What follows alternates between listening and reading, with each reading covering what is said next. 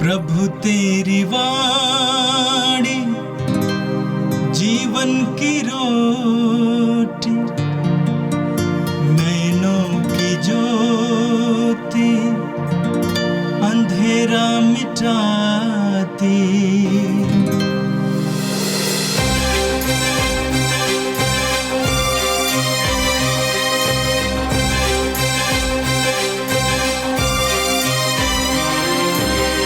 प्रभु तेरी वाणी जीवन की रोटी, नैनों की ज्योति अंधेरा मिटाती। प्रभु तेरी वाणी जीवन की रोटी, नैनों की ज्योति अंधेरा मिटाती। वाणी वाणी वाणी वाणी वाणी पवित्र है, शाश्वत है, जीवन का मन्ना है। 6 मार्च बृहस्पतिवार। पहला पाठ विधि विवरण ग्रंथ अध्याय 30 पद संख्या 15 से 20। मूसा ने लोगों से कहा, आज मैं तुम लोगों के सामने जीवन और मृत्यु, भलाई और बुराई दोनों रख रहा हूँ। तुम्हारे प्रभु ईश्वर की जो आज्ञाएं मैं आज तुम्हें दे रहा हूँ, यदि तुम उनका पालन करोगे, यदि तुम अपने प्रभु ईश्वर को प्यार करोगे, उसके मार्ग पर चलोगे और उसकी आज्ञाओं, विधियों तथा नियमों का पालन करोगे, तो जीवित रहोगे। तुम्हारी संख्या बढ़ती जाएगी और जिस देश पर तुम अधिकार करने जा रहे हो, उसमें प्रभु ईश्वर तुम्हें आशीर्वाद प्रदान करेगा। परंतु यदि तुम्हारा मन भटक जाएगा, यदि तुम नहीं सुनोगे और अन्य देवताओं की आराधना तथा सेवा के प्रलोभन में पड़ जाओगे, तो मैं आज तुम लोगों से कह देता हूं कि तुम अवश्य ही नष्ट हो जाओगे। और यरदन नदी पार कर जिस देश पर तुम अधिकार करने जा रहे हो, तुम वहां बहुत समय तक नहीं रहने पाओगे। मैं आज तुम लोगों के विरुद्ध स्वर्ग और पृथ्वी को साक्षी बनाता हूं। मैं तुम्हारे सामने जीवन और मृत्यु, भलाई और बुराई रख रहा हूं। तुम लोग जीवन को चुन लो, जिससे तुम और तुम्हारे वंशज जीवित रह सके। अपने प्रभु ईश्वर को प्यार करो, उसकी बात मानो और उसकी सेवा करते रहो। इसी में तुम्हारा जीवन है और ऐसा करने से तुम बहुत समय तक उस देश में रह पाओगे जिसे प्रभु ने शपथ खाकर तुम्हारे पूर्वजों इब्राहिम, इसहाक और याकूब को देने की प्रतिज्ञा की है। यह प्रभु की वाणी है। संत लुकस के अनुसार पवित्र सुसमाचार अध्याय 9 पद संख्या 22 से 25 तक। यीशु ने अपने शिष्यों से कहा, मानव पुत्र को बहुत दुख उठाना होगा। नेताओं, महायाजकों और शास्त्रियों द्वारा ठुकराया जाना, मार डाला जाना और तीसरे दिन जी उठना होगा। इसके बाद यीशु ने सबों से कहा, यदि कोई मेरा अनुकरण करना चाहे तो वह आत्मत्याग करे और प्रतिदिन अपना क्रूस उठाकर मेरे पीछे हो ले। क्योंकि जो अपना जीवन सुरक्षित रखना चाहता है, वह उसे खो देगा, और जो मेरे कारण अपना जीवन खो देता है, वह उसे सुरक्षित रखेगा। मनुष्य को इससे क्या लाभ, यदि वो सारा संसार को प्राप्त कर ले, लेकिन अपना जीवन ही गवा दे या अपना सर्वनाश करे। यह प्रभु का दिव्य सुसमाचार है। क्रिस्त प्रभु की जय। प्यारे भाई और बहनों, ये 40 का पुण्यकाल है। कल से हमने शुरू किया चालीसा। इस पुण्यकाल के लिए चालीसा नाम इसलिए दिया कि राख बुधवार से लेकर ओसाना रविवार तक 40 दिन रहता है। ये उपवास, प्रार्थना, परित्याग और दान, कर्म इत्यादि के लिए कलीसिया परंपरा से प्रयोग करती आई है। ये 40 दिन राख बुध से लेकर ओसाना रविवार तक। इसके बाद के आने वाला सप्ताह को हम लोग पुण्य सप्ताह बोलते हैं। अब उसमें यीशु के महान कार्यों का हम स्मरण करते हैं। अंतिम बयालू के अवसर पर परम प्रसाद की स्थापना, पुरोहित की स्थापना, इसके बाद क्रूस पर यीशु का परम महान बलिदान और मुर्दों में से उनका पुनरुत्थान। आइए हम इस महान कार्य के लिए, इन महान दिनों के लिए अपने के तैयार करते आए हैं। आज चालीसा का दूसरा दिन है। आज कलीसिया हमारे सामने पहला पाठ के रूप में विधि विवरण ग्रंथ के अध्याय 30 से पाठ रखी है। आज का ये पाठ उस संदर्भ का है। ये मूसा जो कुदियों को अभिवादन करते हैं, उनको ये अपनी अंतिम बातों को समझाते हैं, क्योंकि ईश्वर ने मूसा से कहा था कि वे प्रज्ञात देश नहीं पहुंचेंगे और ये अभी मर जाएंगे और उनको जिम्मेदारियां जोशुआ को देना है। इसलिए मूसा जो अपने जनता को यह अपना अंतिम इच्छा के रूप में, जो मरने वाले अपने मृत्यु शैया से अंतिम इच्छा प्रकट करते हैं, उसी तरह मूसा भी अपनी जनता को अपने दिल की बातें समझाते हैं। अभी यहूदी पहुंच गए हैं मोवाब प्रदेश। 40 साल तक ये लोग मरुभूमि में रह गए थे। मूसा उनका नेतृत्व करते थे, ईश्वर की आज्ञा उन यहूदियों को समझाते थे। हाँ, ईश्वर ने उनको संभाला था 40 वर्ष तक। अभी ये प्रज्ञात देश के निकट आ गए, मोवाब प्रदेश। मोवाब लोग अब्राहम का जो भतीजा लोट का प्रदेश है और लोट की संतति, उनके उत्तराधिकारी इस प्रदेश में रहते थे, मोवाबित लोग। और ये आजकल का जो मृत सागर है उसके पूर्व दिशा में आते हैं, पूर्व प्रदेश, और यहूदी वहां तक पहुंच गए और उनको आगे जाना है, जॉर्डन नदी पार करना है। इसके बाद जरीको से ये लोग प्रज्ञात देश पहुंचेंगे। तो उस अवसर पर मूसा उन लोगों से कहते हैं, ईश्वर के नाम पर कहते हैं कि आज तुम लोगों के सामने जीवन और मृत्यु, भलाई और बुराई दोनों रख लगा हो। आज का दिन हमारे एक व्यक्ति के लिए जिंदगी में आज के दिन ही प्राप्त है।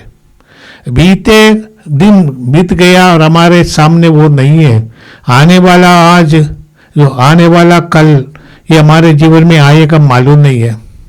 आज का समय, इस पाठ में 4 बार आज का प्रयोग किया है। आज का दिन निर्णय का दिन है और मूसा उन लोगों के सामने रखते हैं 2 बात, जीवन या मृत्यु, भलाई या बुराई।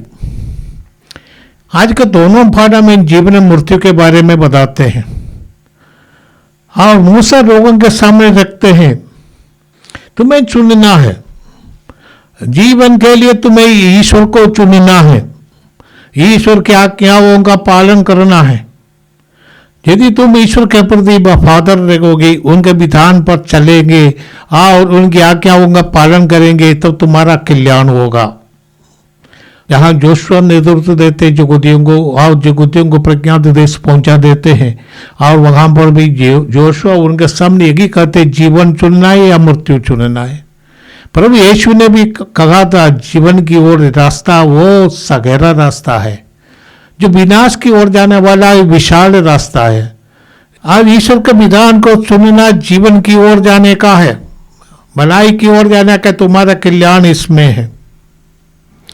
यदि तुम ईश्वर के विधान का पालन करोगे, यदि तुम अपने प्रभु ईश्वर को प्यार करोगे, उसके मार्ग पर चलोगे और उनकी आज्ञाओं, विधियों तथा नियमों का पालन करोगे, तो तुम जीवित रहोगे। तुम्हारा प्रभु तुम्हारा साथ रहेगा। पूरे इस्राएल के इतिहास में देखते जब वो प्रभु पर भरोसा रखते, प्रभु उनका रक्षा करते, उनकी सुरक्षा प्रभु के हाथ में है। जब ये प्रभु के साथ नहीं रहे, अपने मनमाने राजा अपने मनमाने जीवन बिताने लगे, और जगुती टूट गए, बर्बाद हो गए। हम जानते हैं कि इस्राएल का 12 गोत्र थे, केवल उसमें से 2 गोत्र बच गया, 10 गोत्र असीरिया के राजा ने आकर उठाकर ले गया। उस समय जगुती अपने मनमाने के जीवन बिताते, नबी उनके पीछे पड़े थे, कहते कि ईश्वर के रास्ते पर चलो, ईश्वर के विधान के अनुसार चलो, ईश्वर से जुड़ो, तुम उतर कर राजाओं पर भरोसा मत करो, तुम्हारे ईश्वर तुम्हारी रक्षा करेगा। परंतु लोग मानते नहीं। निर्गमन ग्रंथ अध्याय 20 पद संख्या 3 से आगे प्रभु उनसे कहते हैं, मेरे सिवा तुम्हारा कोई ईश्वर नहीं होगा, मैं प्रभु तुम्हारा ईश्वर हूं। मैं तुमको मिस्र देश से गुलाबी के घर से निकल कर लाया हूं। मेरे सिवा तुम्हारा कोई भी ईश्वर नहीं होगा। अपने लिए कोई देव मूर्ति मत बनाओ। और ईश्वर मूर्ति पूजा, हम लोग शायद मूर्ति की पूजा करते नहीं होंगे, परंतु हमारे जीवन में कई मूर्तियां आ जाती हैं। कुछ लोगों के जीवन में पैसा मूर्ति बन के आते हैं। पैसा का वो गुलाम है, कोई अपनी वासना का गुलाम है, कोई नशे के गुलाम है, और ईश्वर का स्थान नहीं है, ईश्वर के विधान के अनुसार नहीं चलते हैं, परंतु ये पाप के ऊपर पाप करते रहते हैं। और इस तरह प्रभु हम पकड़े हैं विनाश की ओर जाने वाली सड़क। जो निर्णय करना है, जो यात्रा करते वक्त जिस सड़क हम पकड़ते हैं, जिस मार्ग पर हम चलते हैं, वही हमें अपने लक्ष्य पर पहुंच जाएगा। इसलिए प्रभु कहते हैं, आज तुम चुनो, जीवन का रास्ता चुनो, आओ तुम अनंत काल तक सुखी रहो। प्रभु ने उनसे कहा था, सुनो इस्राएल, तुम्हारा एकमात्र ईश्वर है, तुम उस ईश्वर को अपने पूरे हृदय से, पूरे मन से, बुद्धि से, विधि विवरण ग्रंथ अध्याय 6 पद संख्या 5 में पढ़ते हैं कि तू अपने ईश्वर को अपने पूरे शक्ति से, पूरे दिल से, पूरे बुद्धि से प्यार करो। सब कुछ ईश्वर से जुड़े रहो, जोड़ दो ईश्वर से, तब तुम्हारी सफलता है। जब तुम ईश्वर से अलग हो जाएगा, तुम जीवन से भी अलग है, तुम विनाश की ओर जाता है। ये चेतावनी मूसा ने जगुदियों को दिया था अपने अंतिम आदेश के रूप में। इसको कहते थर्ड डिस्कोर्स ऑफ मूसा, और ये एक प्रकार का विधान है। मूसा जो सिनाई पर्वत पर विधान ईश्वर ने शुरू किया था, उसकी ये पूर्ति यहाँ पर होती है। मूसा के द्वारा जगुदियों को फिर समझाना, तुम ईश्वर कहा, ईश्वर के बने रहो, ईश्वर को अपनाओ, ईश्वर से जुड़े देखना, तुम्हारे लिए सौभाग्य, कल्याण और विकास का कारण बनेगा। परंतु जो ईश्वर से अलग हो जाता है, वो जीवन से भी अलग हो जाता है, वो जिंदगी को बर्बादी की ओर ले जाता है। इसलिए मूसा जो आदेश दिया हमारे लिए 40 के इस पुण्य अवसर पर है कि हमें इन बातों पर ध्यान देना है। बुराई से अपने को अलग रखना, छोटी से छोटी बुराई हमें गुलाबी में फंसाएगा, हाँ, और हम गुलाम बन जाते हैं। छोटी गलत रिश्ते, गलत काम, गलत आदतें, यह हमारे लिए बर्बादी का कारण बन जाता है। आज का सुसमाचार उस संदर्भ का है। यीशु अपने शिष्यों से पूछा था कि मेरे बारे में लोग क्या कहते हैं, मैं कौन हूं, लोग क्या कहते हैं। यीशु ने समझा कि उनको समझाने का समय आ गया। ये लूकस के सुसमाचार में जगह नहीं बताया, परंतु मत्ती और मार्कोस समय बताते हैं कि यीशु सिसरिया फिलिप्पी में थे। लूकस बताते हैं कि यीशु प्रार्थना करते थे और उनको ये प्रेरणा मिली, शिष्यों से पूछे, और समय आ गया उनको बताना कि मैं कौन हूं। इसलिए यीशु ने लोगों से, शिष्यों से पूछा, लोग मेरे बारे में क्या कहते, मेरे पीछे इतनी बड़ी जनता आई है, उनका क्या विचार है। शिष्य ने उनसे वो कहा था, कोई कहते यूहन्ना बपतिस्ता, कुछ लोग कहते हैं कि एलियास, क्योंकि यहूदियों की धारणा है कि मुक्तिदाता के आगमन के लिए एलिया नबी फिर आएंगे। हम पढ़ते हैं मालाकी के ग्रंथ अध्याय 4 पद संख्या 5 में कि एलिया फिर आने वाला है। और यहूदियों की धारणा है, ये लोग सोचे कि यूहन्ना बपतिस्ता एलिया है। यूहन्ना ने कहा मैं नहीं हूं। कुछ यहूदी सोचते यीशु वही एलिया है। हाँ, नबियों में, पुराने नबियों में से कोई, यीशु पुराने हैं, पुरानतम, आदिम, वो आदिम है, सबसे पहला है। परंतु ये नबी भी है, परंतु पुराने नबियों में से एक नहीं है, वो एकमात्र नबी है। ये ईश्वर का एकमात्र पुत्र, ईश्वर का प्रतिरूप, ईश्वर का असली रूप, ईश्वर का अनादि शब्द, मनुष्य बनकर हमारे बीच आने वाला वही यीशु। यीशु ने अपने शिष्य से पूछा, तुम लोग क्या कहते हो, मैं कौन हूं? पेतरुस ने उत्तर दिया, मसीह है। क्योंकि यीशु, उनकी धारणा मसीह होने का धारणा, मसीह माने अभिषिक्त, आज जिनकी वो प्रतीक्षा कर रहे थे, जो यहूदियों के लिए राजा के रूप धारण करेंगे, दाऊद के गोत्र में जन्मे, और यहूदियों की धारणा है रोमियों से यहूदियों को मुक्त करेंगे। परंतु यीशु ने उनसे अभी साफ साफ कर दिया मसीह होने का क्या अर्थ है। इसलिए प्रभु कहते हैं, अपने शिष्यों से कहा, मानव पुत्र को बहुत दुख उड़ाना होगा।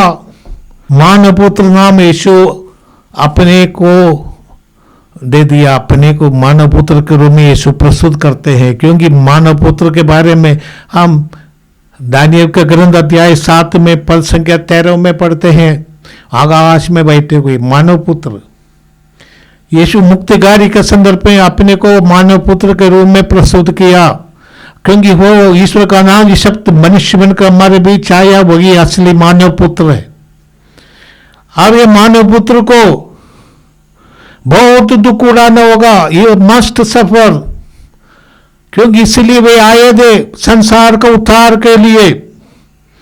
आप कहते हैं कि नेताओं, यहूदियों के नेता एल्डेस, उनका जो उनमें सब मुख्य है उनके द्वारा, और महायाजकों के द्वारा, और शास्त्री माने जो शिक्षा देने वाले हैं, और शास्त्रियों द्वारा ठुकराया जाना, तिरस्कृत किया जाना, और इसके बाद मारा डाला जाना।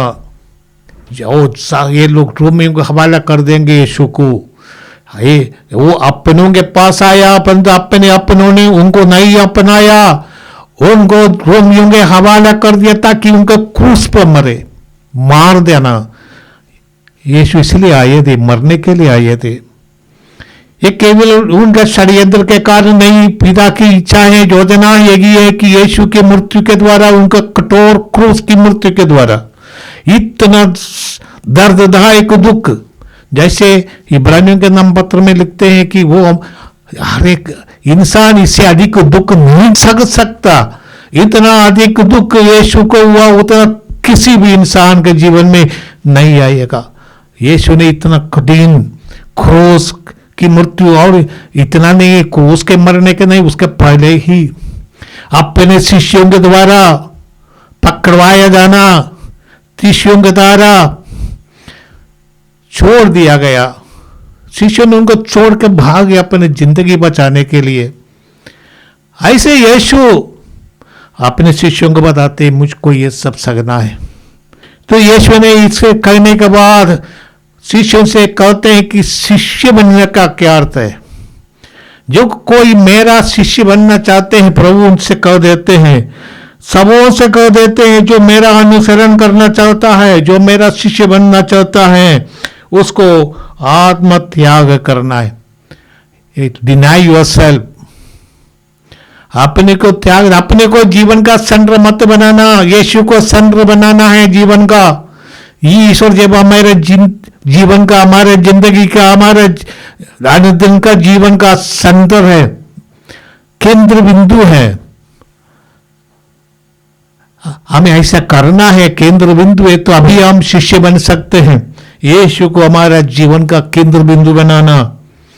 मैं समझता हूँ विशेष करके पुरोहित और धर्म भजन जिन्होंने अपने जीवन अपने व्रत धारण के द्वारा अपने जो प्रीस्टली कॉन्सेक्रेशन के द्वारा ये ईश्वर को अपने केंद्र बिंदु बनाया है, उनका जीवन इस समर्पण का जीवन है। और हर एक विश्वासी अपने बपतिस्मा के द्वारा ईश्वर को चुना है और ईश्वर को अपने जीवन का केंद्र बिंदु बनाया है। वो केंद्र बिंदु वही यीशु है। जो यीशु हमारे जीवन का केंद्र बिंदु है, तब होगी ये आत्मत्याग। और मैं भी समझता हूं जो रिलीजियस से धर्म भजने धर्म भाई पुरोहित हमारे लिए आत्मत्याग का एक पुरोहिताई ब्रह्मचर्य, इसके द्वारा अपने को पूर्ण रूप से ईश्वर की सेवा के लिए, जनता की सेवा के लिए, कलीसिया के कार्य के लिए समर्पित कर देते हैं। आप प्रभु ने कहा जो मेरा अनुकरण करना चाहते प्रतिदिन अपना क्रूस उठाकर मेरे पीछे हो ले। यीशु के लिए क्रूस उनका जीवन का लक्ष्य था, उनका मिशन था। यदि भी उस समय क्रूस अपमान का, उत्पीड़न का, मृत्यु का चिन्ह था, परंतु यीशु ने कहा एक क्रूस उठाना है आपको। एक क्रूस है मिशन, अपने को समर्पित करके यीशु का कार्य करना एक ही मिशन है। मैं अपने लिए समझता ये मेरा ओबीडियंस, आज्ञा पालन, जिसके द्वारा मिशन के लिए पूर्ण रूप से समर्पित हो जाता हूं। और यही है प्रभु हमसे यही चाहते हैं, क्रूस उठाना, अनुदिन क्रूस उठाना, एक दिन नहीं। और साधारण विश्वासियों के लिए अनुदिन में जो कुछ कष्ट है, क्लेश है, समस्या है, सबको स्वीकार करना और आगे यीशु के पीछे पीछे चलना। वो हमारे आगे चल चुके हैं, आगे चलते हैं। और प्रभु ने और कहा जो मेरे पीछे जो अपने ये करना है। प्रभु ने और आगे कहा था लूकस के सुसमाचार अध्याय 14 पद संख्या 27 में पढ़ते, जो कोई मेरा अनुकरण कर, तू जाओ अपने सब बेच दो, गरीबों को बांट दो। और इसके बाद आओ डिटैचमेंट, हर एक चीज से, सांसारिक वस्तुओं से डिटैचमेंट, अब परिग्रह। वही हमें पूर्ण रूप से यीशु के लिए समर्पित बनाते हैं। शिष्यों का यही पहचान है। प्रभु यीशु ने कहा जो अपना जीवन सुरक्षित रखना चाहता है वह उसे खो देगा, और जो मेरे कारण अपना जीवन खो देता है वह उसे सुरक्षित रखेगा। प्रभु ने जोगन का सुसमाचार अध्याय 12 पद संख्या 24 में कहा है, गेहूं का दाना मिट्टी में गिर कर मर जाएगा, तब वो नया पौधा बनकर अनेक फल उत्पन्न करेगा। परंतु वो अकेले रहेगा तो अकेले रह जाएगा, उसको धूल भी लग सकता है, खराब हो सकता है, कीड़े खा सकते हैं, बर्बाद हो सकते हैं। परंतु जो यीशु के लिए समर्पित है, ईश्वर के लिए समर्पित है, वो फल उत्पन्न करेगा। जो दूसरों के लिए जीता है वो फल उत्पन्न करेंगे। जो स्वार्थी है वो अपने स्वार्थ में रहेगा, मर जाएगा, कोई कुछ भी उसका जीवन का असर किसी पर नहीं पड़ेगा। तो यही जिंदगी का अर्थ है। हम जानते बहुत लोगों ने अपने जीवन दे दिया है मानव आजादी के लिए। गांधी जी ने अपने जीवन देश की एकता के लिए, भाईचारे के लिए दिया है, और देश की आजादी के लिए उन्होंने लड़ाई लड़ी। हम जानते हैं संत तेरेसा और कलकत्ता अपने जीवन उन्होंने अनाथों, विधवाओं, सड़क पड़े हुए तिरस्कृत लोगों की सेवा में लगाया। फादर डामियन ने अपनी जिंदगी कुष्ठ रोगियों की सेवा में लिया। ऐसे सेवा करने वाले हजारों लाखों लोग आज भी हमारे बीच में हैं। सभी धर्मों में ऐसे लोग हैं। हम उसका नमन करते हैं क्योंकि वो मानव जाति के लिए जीते हैं। इसलिए प्रभु कहते हैं जो अपने लिए जीता है वो पशु जैसा है। पशु अपने लिए जीता है, परंतु पशु भी अपने बच्चों के लिए, पशु एक उनका कोई अवस्था में अपने बच्चों के लिए जीते हैं, बच्चों की मदद करते हैं। हम देखते हैं ऐसी प्रवणता पशुओं में भी देखते हैं कि दूसरों के लिए, अपने बच्चों के लिए जीना वो लोग हमें सिखाते हैं। परंतु उससे अधिक मानव होने का यही अर्थ है कि हम हमारे दृष्टि सभी मनुष्यों के, सभी मानव जाति के लिए, सभी न केवल मानव जाति के लिए, सही में ईश्वर ने पूरी सृष्टि मनुष्य के हाथ में दे दिया है। तो सारे विश्व के लिए हमें जीना है, सभी जीवजाल के लिए हमें जीना है, तभी हमारा जीवन अर्थपूर्ण होगा। चाहे इसे कई अवसर ध्यान देने का, कृपा और दूसरों के ऊपर दया करने का, दूसरों की भलाई करने का, उनके लिए उनका मदद करने का एक ही अवसर है। आइए हम प्रार्थना करें। ये प्रभु, हम धन्यवाद देते हैं तेरी मगावान दानों के लिए, विशेष करके विश्वास का वरदान। हम धन्यवाद देते हैं पवित्र वचन के लिए। ये 40 के दिन पवित्र वचन में लगे रहने का समय है, पढ़ने के लिए और उसका अर्थ समझने के लिए, आत्मा का अभिषेक से उसका गहराई से अर्थ समझने का अवसर है, जीवन में परिवर्तन लाने का अवसर है। हे प्रभु, हमें निस्वार्थ होने की शिक्षा दे। यीशु हमारे लिए वो नमूना है, जो निस्वार्थ सेवा दिया है। यीशु का अनुकरण करते हुए हजारों लाखों लोग हमसे पूर्व की इस दुनिया में हमें आदर्शमय जीवन दर्शाया है। हम उन सबों के लिए धन्यवाद देते, उससे प्रेरणा लेकर हमारे जीवन को भी हम यीशुमय बना सकते। ये प्रार्थना हम करते हैं हमारे प्रभु क्रिस्त के द्वारा, आमीन। प्रभु तेरी वाणी जीवन की रोटी, नैनों की ज्योति अंधेरा मिटाती, वाणी वाणी वाणी वाणी वाणी पवित्र है, शाश्वत है, जीवन का मन्ना है।